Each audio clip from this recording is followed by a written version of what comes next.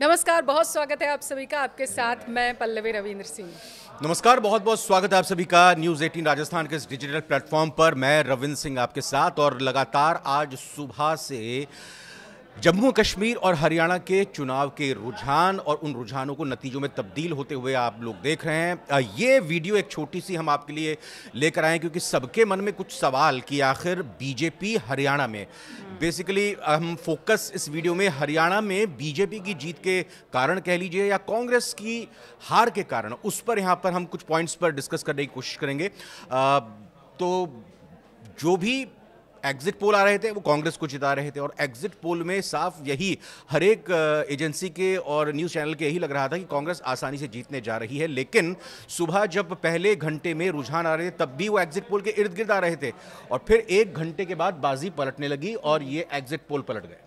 और exit poll पलटे क्यों, इसी पर चर्चा कर रहे हैं हम रविंद्र। और जो सबसे बड़ा कारण माना जा रहा है, जो सियासी गलियारों में भी चर्चा का विषय रहा और लगातार राजनीतिक विश्लेषक भी यही चीज़ कह रहे हैं कि जाट और गैर जाट का बंटवारा जिस तरीके से हरियाणा में देखने को मिला, और सबसे बड़ी बात दलित वोट बैंक को साधना, क्योंकि जैसा हमने देखा कांग्रेस के खेमे में जिस तरीके से कुमारी शैलजा चुनाव से ऐन वक्त पहले ही नाराज हो गई थी और उनको मनाने की कोशिश कांग्रेस की तरफ से की गई। और तीसरा जो सबसे बड़ा फैक्टर रविंद्र ये है कि बीजेपी का वो फॉर्मूला कि चुनाव से ठीक कुछ महीने पहले जो अपना सीएम बदल देती है, सीएम चेंज करके वो दूसरा सीएम ऐसा लेकर के चली आती है जो बीजेपी की तरफ से कहा जाता है कि जनता के बीच में अच्छी पकड़ बनाकर बैठता है और आगे उसी को सीएम के फेस पर बीजेपी रिप्रेजेंट करने की कोशिश करती है। ये फैक्टर्स क्या आपको लगते हैं कि एक बार फिर से बीजेपी कारगर हुई है साबित? देखिए, पहले मैं पल्लवी जो ये चुनाव लड़े गए इनके फैक्टर पे बात करूंगा। 3 महत्वपूर्ण चुनाव लड़े गए। अगर कांग्रेस जीतती, बीजेपी हारती तो वही अब तो सबकी जुबान पर है कि किसान, पहलवान और जवान, इन मुद्दों पर यह चुनाव हुआ। लेकिन बीजेपी ने अपने माइक्रो मैनेजमेंट, जिसका आप भी जिक्र कर रही हैं, उसके लिहाज से एक अलग नैरेटिव, दबे छुपे एक नैरेटिव जनता के बीच में लाने की कोशिश की और इस नैरेटिव के जरिए बीजेपी के इन जीत के 4-5 कारणों को हम समझ सकते हैं। जैसे आपने पहला कारण ये कहा कि क्या जाट बनाम गैर जाट का ये इलेक्शन बीजेपी की माइक्रो मैनेजमेंट ने कर दिया, क्योंकि 22 से 25% के करीब आबादी है जाट वोटर्स की और ये एक वोकल वोटर होता है। क्योंकि हम देखें अमूमन जो वोटर होते हैं वो ओपिनियन पोल में, मतलब चुनाव से पहले या जब वोट डालने के बाद आते हैं या जब वोट हो भी जाते हैं नतीजा आने से पहले तक खुलकर कुछ नहीं बोलते हैं। लेकिन जाट वोटर मुख्य तौर पर अगर जाट बेल्ट की बात करें, हम रोहतक की, हिसार की उस जगह की बात करें तो खुलकर यही कह रहे थे कि हमको बीजेपी को हटाना है। तो इसको देखा जाए 22-25% के वोटर हैं तो बाकी जो वोटर्स थे उनको यह लगने लगा कि भाई 10 साल तक जो गैर जाट वोटर यहाँ पर, गैर जाट सीएम यहाँ पर रहा है, अगर कांग्रेस की सरकार आएगी सभी को यही लगने लगा कि भूपेंद्र सिंह हुड्डा आएंगे और 10 साल का जो सूखा कांग्रेस का वो कहीं ना कहीं, चूंकि वोकल ये जाति कही जाती है, तो उस लिहाज से लगने लगा कि क्या हमको लामबंद होना चाहिए, क्या हमको लामबंद होकर बीजेपी को वोट देना चाहिए, क्योंकि वैसे जाटों का वोट बीजेपी को मिला है जो अभी तक के रुझान और नतीजे आ रहे हैं। दूसरे बड़े फैक्टर की बात करते हैं तो एक तरह से कहें कि लामबंद हो गए, चाहे वो एससी कम्युनिटी से लोग हों, समाज के लोग हों या ओबीसी कम्युनिटी के लोग हों, उन्होंने बीजेपी को अच्छा सपोर्ट दिया। और जो अगड़ी जाति के लोग होते हैं, जो शहरी वोटर होते हैं, उनको तो बीजेपी के वोटर माने ही जाते हैं। दूसरा बड़ा फैक्टर गुटबाजी, जिसका आपने जिक्र किया। गुटबाजी भाई, अभी चुनाव चल ही रहे हैं, प्रचार हो ही रहा है, 3 मुख्यमंत्री के कैंडिडेट कांग्रेस की तरफ से सामने आ गए। भूपेंद्र हुड्डा अलग आ रहे थे, कोई कह रहा था कि भूपेंद्र हुड्डा आएंगे उसके बाद दीपेंद्र हुड्डा को बना देंगे, हो सकता है कि दीपेंद्र हुड्डा के लिए वो कर रहे हैं। तीसरी तरफ हम रणदीप सुरजेवाला को देख सकते हैं। रणदीप सुरजेवाला ने कह दिया कि ये तो आला कमान तय करेगा, लेकिन मेरी भी इच्छा है सीएम बनने की। अगर हम बात करें कि कुमारी शैलजा, वो भी अपने तरीके से नाराज हो गई थी और नाराज जब हुई थी और मनोहर लाल खट्टर की तरफ से कहा गया था कि भाई आपका स्वागत है, तो खुलकर कुमारी शैलजा की तरफ से ये नहीं कहा गया कि भाई बीजेपी आप अपने तरीके से अपना काम देखिए, हम अपने तरीके से अपनी पार्टी का काम देख रहे हैं। उनकी तरफ से खुलकर मुखर होकर बात नहीं कही गई, वो एक गलत संदेश गया था। तो आप ये मानते हैं कि बीजेपी कहीं ना कहीं, और बीजेपी के कार्यकर्ता खास करके धरातल पर ये उतारने में साबित हो चुके हैं कि कांग्रेस में गुटबाजी है और कांग्रेस सिर्फ बयानबाजियां कर रही है। जाट का जिस तरीके से वो जिक्र करते हैं, भूपेंद्र हुड्डा का आपने जिक्र किया कि वो सिर्फ बातचीत करते हैं, वो दावेवादी करते हैं, लेकिन धरातल पर कुछ उतार नहीं पाएंगे। खासकर ये बड़ी अपने अच्छी बात कही। इसको हम एक दूसरे फैक्टर से भी देखेंगे। ये 10 साल का कार्यकाल था बीजेपी सरकार का। मनोहर लाल खट्टर 9 साल 118 दिन के आसपास मुख्यमंत्री रहे, उसके बाद नायब मुख्यमंत्री बने, वो एक बड़ा मास्टर कार्ड कहा जा सकता है कि बीजेपी की तरफ से खेला गया। जब कांग्रेस की सरकार 10 साल में भूपेंद्र सिंह हुड्डा मुख्यमंत्री थे, उस टाइम होती थी, तो लोगों के मन में एक परसेप्शन था कि ये जो सरकार है ये हरियाणा के एक ही हिस्से की सरकार, जो डेवलपमेंट हो रहा है वो हरियाणा के एक ही हिस्से में हो रहा है। इसको समझना होगा हमको। उत्तर हरियाणा की अगर हम चीजों को देखें, या अहिरवाल बेल्ट जिसको कहा जाता है, सिरसा का जो इलाका हमारे राजस्थान से भी टच है, अगर आप चूरू की बात करें, जाट बेल्ट जो हो जाती है, हिसार हुआ, रोहतक हुआ, झज्जर हुआ, चरखी दादरी, ये पूरा का पूरा एरिया, इसमें ही पूरा डेवलपमेंट कांग्रेस की तरफ से किया गया। तो वो कहीं ना कहीं परसेप्शन था। और यहां केंद्र सरकार की योजनाएं, केंद्र सरकार का जो कामकाज था, वो लोगों को लगा, और महिलाओं को खासतौर पर लगा कि हाँ, बीजेपी हमारे लिए ज्यादा मुफीद हो सकती है, हरियाणा की सरकार हो सकती है, सर समाज की सरकार हो सकती है। आप परसेप्शन की बात कर रहे हैं तो मुझे याद आ रहा है, जब जाट आंदोलन हरियाणा में हुआ था, उस टाइम पे कहा गया था कि क्योंकि नॉन जाट सीएम बना है, इस वजह से शायद हरियाणा की जनता पसंद नहीं कर रही, और शायद यही वजह थी कि माना गया था कि अब क्योंकि सियासी गलियारों में चर्चा हुई थी, और आप वरिष्ठ पत्रकार हैं, लगातार इन चीज़ों को कवर करें, इसलिए मैं समझना चाहती हूँ, सियासी गलियारों में ये चर्चा हुई कि भूपेंद्र हुड्डा जिस तरीके से वहाँ पर थे, उन्होंने चीज़ों को कवर करके रखा हुआ था। उसके बाद जब मनोहर लाल खट्टर है, तो माना यह गया कि इस चुनाव से ठीक कुछ टाइम पहले मनोहर लाल खट्टर को इस वजह से सिर्फ बीजेपी ने हटाया, वो कहीं ना कहीं ये बताना चाहते हैं कि इनके खिलाफ जो एक कुनबा था, जो लामबंद हो गया था कि नॉन जाट सीएम है, हमको इनको हटाना पड़ेगा, तो उनको टारगेट कहीं ना कहीं बीजेपी कोशिश कर रही थी करने की। काफी हद तक बीजेपी ये सोच रही थी कि मनोहर लाल खट्टर के प्रति नाराजगी है, बीजेपी के प्रति बीजेपी के खिलाफ नाराज, मतलब बीजेपी के लिए नाराजगी नहीं है। और ये बात को समझते हुए उन्होंने मनोहर लाल खट्टर को हटाकर नायब सिंह सैनी, जो कि ये कहें कि बैकवर्ड क्लास से आते हैं, उनको एक तरह से मुख्यमंत्री बनाया। और दूसरी चीज, मनोहर लाल खट्टर के जो समर्थक हैं उनको भी नाराज नहीं किया। मनोहर लाल खट्टर को आपने इस्तीफा दिया, आपने तुरंत करनाल का लोकसभा का टिकट दिया, करनाल से वो जीत कर आए, और फिर उसके बाद आपने बड़े बड़े मंत्रालयों की जिम्मेदारी केंद्र सरकार में बतौर केंद्रीय मंत्री मनोहर लाल खट्टर को दी। तो बैलेंसिंग जो फैक्टर है वो बहुत अच्छे तरीके से किया गया। और जो जाट आंदोलन की जो आप बात करें, क्योंकि जाट आंदोलन 2019 के चुनावों से पहले हुआ था, तो उसका असर 2019 में भी देखने को मिला था। और चूंकि आरक्षण की जो डिमांड होती है, जो उसको लेकर विरोधाभास होता है, वो हमने राजस्थान में भी गुर्जर आंदोलन को लेकर देखा, साथ ही साथ मीणा आंदोलन को भी लेकर देखा। तो उस लिहाज से इन चीजों को समझना जरूरी हो जाता है कि अगर एक वर्ग आरक्षण की मांग करता है तो दूसरे वर्ग के मन में कई सारे सवाल और कौतूहल का विषय उसके लिए हो जाता है। तो इसी लिहाज से अगर हरियाणा में जाटों की तरफ से आरक्षण की मांग की गई, जो आंदोलन हुए, उसके बाद जो बाकी जो जातियां थी, बाकी जो समाज था, वो अपने मन में लगातार तमाम सवाल और अपनी तैयारी करके बैठा रहता है, और चुनाव में उसी हिसाब से वो वोट भी डालता है। तो ये भी एक बड़ा फैक्टर है। कहना चाहते हैं कि बैलेंस करने में कहीं ना कहीं बीजेपी कारगर साबित हुई है। नेताओं को भी मनाने में, अगर वो नाराज हो रहे थे तो उन्हें भी मनाया, उनके कार्यकर्ताओं को भी मनाया। और कार्यकर्ता ही मेन होता है, क्योंकि वो जाता है लोगों के बीच प्रचार प्रसार करने के लिए। मैं इसमें एक रोचक चीज आंकड़ा देता हूं कि 25 सीटों पर, भाई 90 सीटें हैं, 46 का जादुई आंकड़ा, 25 सीटों पर बीजेपी ने अपने प्रत्याशियों को बदल दिया, अपने उम्मीदवारों को बदल दिया। देखिए, उन 25 सीटों में से बीजेपी ने 16 सीटें जीती हैं। अगर बीजेपी अपने उन सिटिंग एमएलए को नहीं बदलती तो हो सकता है कि नतीजे कुछ और भी हो सकते थे।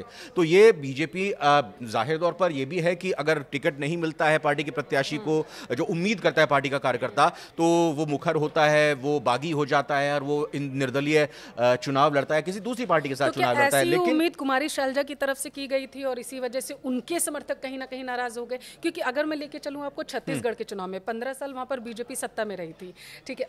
जब इन्हें कुमारी शैलजा को प्रभारी बनाया गया छत्तीसगढ़ में, तो वो पूर्ण बहुमत के साथ लेकर के आई थी वहां पर। बीजेपी की सरकार को उन्होंने एक तरीके से सुपड़ा साफ कर दिया वहां पर। उसके बाद कांग्रेस की सरकार वहां पर बनी।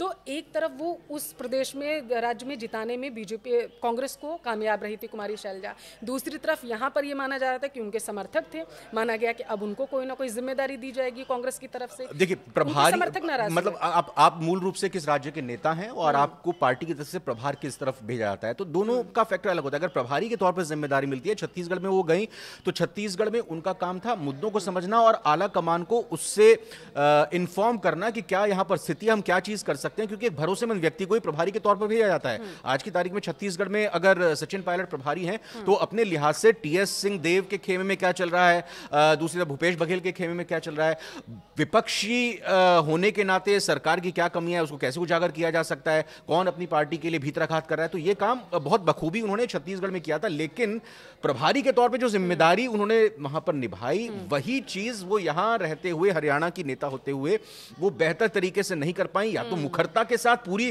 अपनी बातों को रखती, चूंकि वो अंदर खाने समझ भी रही थी कि भाई भूपेंद्र सिंह हुड्डा के साथ बड़ा एक अच्छा खेमा है, क्योंकि इसमें आप ये देखिएगा कि आधे से ज्यादा, वैसे कई जानकार तो कह रहे हैं कि 70 के आसपास, 90 में से टिकट जो बंटवारा हुआ है वो भूपेंद्र सिंह हुड्डा के ही समर्थकों का था। जीत के जब वो आएंगे तो हर लिहाज से वही मुख्यमंत्री बनेंगे। तो पूरी तरह से ना तो खुलकर सामने आ पाई और शांत बैठकर कुमारी सैलजा ने अपनी पार्टी का ही नुकसान कराया। हाँ, लेकिन सुरजेवाला अपने खुद तो चुनाव नहीं जीत पाए, अपने बेटे को चुनाव जिताने में कामयाब हो गए। तो अब क्या कांग्रेस मंथन करेगी, ये सबसे बड़ा सवाल है यहाँ पर। नहीं, मंथन करेगी, मंथन के साथ साथ करने की जरूरत भी है कि क्या मध्य प्रदेश और छत्तीसगढ़ रिपीट हो गया है। मध्य प्रदेश में जहां लग रहा था भाई, हमने पीछे देखा भी 2018 के चुनावों की अगर बात करें तो मध्य प्रदेश में कांग्रेस की सरकार बनी, कमलनाथ ज्योतिरादित्य सिंधिया संभाल नहीं पाए आप, ज्योतिरादित्य सिंधिया बीजेपी में आ गए, कमलनाथ अपने विधायकों को नहीं संभाल पाए, बीजेपी अपनी सरकार बना लेती है। उसी लिहाज से हम देखिए राजस्थान में 5 साल किस तरह की सरकार चली, सचिन पायलट और अशोक गहलोत, आप महीना भर बाद मुख्यमंत्री आपने डिसाइड किया, फिर अंदर खाने गुटबाजी और होटल पॉलिटिक्स जो चलती रही। छत्तीसगढ़ में टीएस सिंहदेव और भूपेश बघेल, उनके बीच में तय नहीं हो पाया कि एक कंफ्यूजन रही कि 2.5 साल का मुख्यमंत्री बनेगा, क्या होगा। वो कंफ्यूजन कांग्रेस कहीं ना कहीं दूर नहीं कर पाई और यही अब बात थोड़ा और आगे बढ़ गई है। भाई आप जीतते हैं तब भी कंफ्यूजन कांग्रेस के अंदर, अब आप जीत नहीं रहे हैं, आपको लग रहा है कि थाली में परोस कर आपको जनता वोट दे देगी, उससे पहले भी आप ये मानकर चल रहे हैं कि भाई ठीक है हमारे पास सत्ता आ रही है, हमारे को जनता जिताने जा रही है, उसके बाद हम तय कर लेंगे कि हमारे जो दावेदार हैं मुख्यमंत्री कौन। ये आपको कांग्रेस को समझना होगा कि ये गुटबाजी उसको किस तरह से ले डूबती है और जो तमाम नेता जिनको सब कुछ कांग्रेस की तरफ से दिया गया, उन्होंने कितना कांग्रेस के लिए किया या जनता के लिए किया, उसका भी आकलन होना चाहिए और कांग्रेस के आला नेताओं को बिल्कुल बखूबी उनसे पूछना चाहिए कि आपने क्या किया। बिल्कुल, लेकिन यहाँ पर बीजेपी फिलहाल के लिए तो हरियाणा में सत्ता बनाती हुई नजर आ रही है। जैसे सियासी गलियारों से खबर ये भी है कि सैनी को फोन भी पहुंच चुका है सूत्रों में। हाँ, वो बात जब रुझान आ रहे थे उसी दौरान कह दिया गया था कि भाई नायब सैनी ही होंगे। एक फैक्टर का और मैं जिक्र करना चाहूंगा जिसको हमें नजरअंदाज नहीं करना चाहिए। 2 गठबंधन थे, एक जेजेपी का था, जेजेपी जो है आजाद समाज पार्टी जो चंद्रशेखर की है उनके साथ गठबंधन में थी, दूसरी तरफ आईएनएलडी का गठबंधन बीएसपी के साथ था, एक सीट दोनों की निकल कर यहाँ पर आई है। तो ये जो अगर हम बात करें लोकसभा चुनावों की तो बीएसपी को ज्यादा वोट दलितों के नहीं मिल पाए थे, लेकिन इस बार विधानसभा में मिले हैं और जाटों के वोट थोड़े बहुत, जेजेपी से तो नाराजगी थी, दुष्यंत चौटाला से नाराजगी थी, लेकिन इस बार आईएनएलडी में जाटों के वोट काफी गए हैं, बीजेपी को गए, तो उनका वहां पर बंटवारा होता हुआ दिखाई दिया है। तो इस लिहाज से ये एक बड़ा फैक्टर है। आम आदमी पार्टी और कांग्रेस की नूरा कुश्ती, भाई इंडिया गठबंधन केंद्र में आप एक साथ हैं, उसके बाद अरविंद केजरीवाल जेल से बाहर आएंगे, हरियाणा में क्या कुछ हो जाएगा, और आम आदमी पार्टी और अगर कांग्रेस मिलकर जाती है क्योंकि दिल्ली से सटी हुई सीमा हरियाणा से कई जगह से है, तो एक बड़ा फैक्टर हो सकता है। आम आदमी पार्टी अपने कॉन्फिडेंस में रही या और कॉन्फिडेंस में रही, बीजेपी की बी टीम का उन पर लगातार आरोप लगता है। दूसरी तरफ अगर बात कर लें कांग्रेस के भूपेंद्र सिंह हुड्डा को यह लगने लगा, भाई वही बात होगी जब कमलनाथ ये कहते हैं कि कौन अखिलेश यादव, मैं नहीं जानता, आपको पता चलेगा अखिलेश यादव कौन, जब आपको जो मध्य प्रदेश की सटी हुई सीमा उत्तर प्रदेश है वहां पर हुआ, आपको ये पता चल गया अब यहां पर कि कौन, जब आप यहाँ पर जिक्र कर रहे हैं कि एक मैं सुरजेवाला का भी जिक्र करूंगा, सुरजेवाला ने भी यहाँ पर एक बार फिर से कहा भाई यादव कौन, अखिलेश यादव कौन, यहाँ यादव अहिरवाल बेल्ट है, आपने यहाँ पर भी नजरअंदाज किया, आपने आम आदमी पार्टी को नजरअंदाज किया, आपने आम आदमी पार्टी को, क्योंकि आम आदमी पार्टी और कांग्रेस का गठबंधन हो गया था। भूपेंद्र सिंह हुड्डा जो खबर आ रही थी वो चाह रहे थे कि ये ना हो पाए, क्योंकि वही मैन ऑफ द मैच बनना चाह रहे थे, वही सारा जीत का सेहरा लेना चाह रहे थे। जातीय वोट बैंक साधने में कहीं ना कहीं जो है इनकी तरफ से लापरवाही हुई और उसी का खामियाजा कहीं ना कहीं उन्हें इन चुनाव में भुगतना पड़ा है। ये बिल्कुल सही बात आपने कही, लापरवाही हुई है, लेकिन लापरवाही कब तक होगी, कब तक लापरवाही होगी? इस लापरवाही को आप क्या आत्मसात करेंगे? इस लापरवाही को क्या किस तरीके से आप जीत के हार के कारणों की समीक्षा करेंगे? हार के कारण जो नेता रहे हैं क्या फिर से वही स्थिति बनी रहेगी? 10 साल से भूपेंद्र सिंह हुड्डा यहां पर नेता प्रतिपक्ष थे, अब आपको एक नए नेता को नेता प्रतिपक्ष के तौर पर जिम्मेदारी देनी होगी, बीजेपी के खिलाफ लड़ना होगा, पहले दिन से लड़ना होगा। और आपने गौर किया होगा मध्य प्रदेश से लेकर के छत्तीसगढ़ में जहां पर भी बीजेपी की अगर माफ करेगा कांग्रेस की अगर हार होती है तो लगातार यही कहा जाता है कि नेतृत्व जो है उसको चेंज करने की कांग्रेस को कहीं ना कहीं ज़रूरत है। पुराने चेहरों को लेकर के आप लगातार आगे बढ़ते जा रहे हैं, नए चेहरों को दरकिनार कांग्रेस में कहीं ना कहीं किया जाता है, ऐसी सियासी गलियारों में लगातार चर्चा होती रहती है। न सिर्फ नए चेहरों को दरकिनार किया जा रहा है, बल्कि आप एक तरह से कहें कि जो परिवारवाद है, भाई भूपेंद्र सिंह हुड्डा के बाद कौन? मैं आपको बताता हूं, हरियाणा में 3 लाल का जिक्र होता था, 3 लाल के इर्द गिर्द ही हरियाणा की राजनीति थी, भजन लाल, बंसी लाल और साथ ही साथ देवीलाल। इन्हीं तीनों परिवारों का 60 का दशक, 70 का दशक, 80 का दशक, 90 का शुरुआती दशक, इन्हीं परिवारों के इर्द गिर्द रहा। फिर हुड्डा आए, भूपेंद्र सिंह हुड्डा आए, तो उसके बाद फिर जाटों के इर्द गिर्द और भूपेंद्र सिंह हुड्डा के इर्द गिर्द ये राजनीति होने लगी। बीजेपी आई तो उन्होंने एक अलग नैरेटिव के जरिए अपनी बातों को आगे बढ़ाया। लेकिन अब आपको इन परिवारवाद से भी ऊपर उठना होगा, नए युवा नेताओं को मौका देना पड़ेगा। अशोक तंवर जैसे नेता जो हर पार्टी में घूम फिर कर आ जाते हैं, सुबह के वक्त में आप बीजेपी के लिए प्रचार करते हैं और फिर 1.5 घंटे के बाद आप गाड़ी लेके राहुल गांधी चुनावी रैली कर रहे हैं, बाहर पहुंच जाते हैं और आप कांग्रेस का दामन थाम लेते हैं, कांग्रेस की माला पहन लेते हैं। ऐसे नेताओं से दूर रहना पड़ेगा। कांग्रेस को आत्ममंथन करने की कहीं ना कहीं यहाँ जरूरत है। नए नेतृत्व सामने आए ताकि जो युवा पीढ़ी है, लगातार कांग्रेस के बारे में कहा जाता है कि युवा नेताओं को दरकिनार किया जा रहा है कांग्रेस में, तो उनको भी आगे लाने की जरूरत है। आप लोग क्या सोचते हैं, ये भी कमेंट करके हमें बताइएगा।